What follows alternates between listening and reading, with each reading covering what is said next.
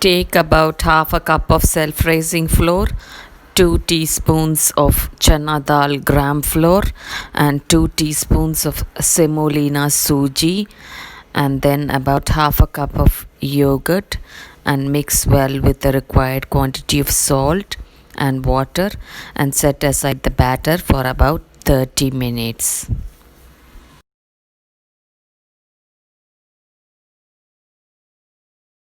So I have poured the batter into a heated pan like this, and I'm going to cook on both sides by turning.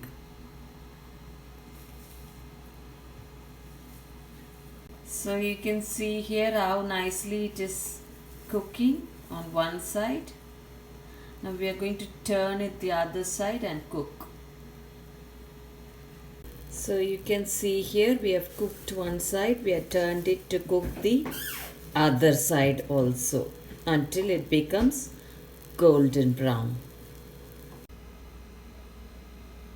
So you can see here, very nice healthy snack ready to serve hot with either yogurt or any sauce of your choice.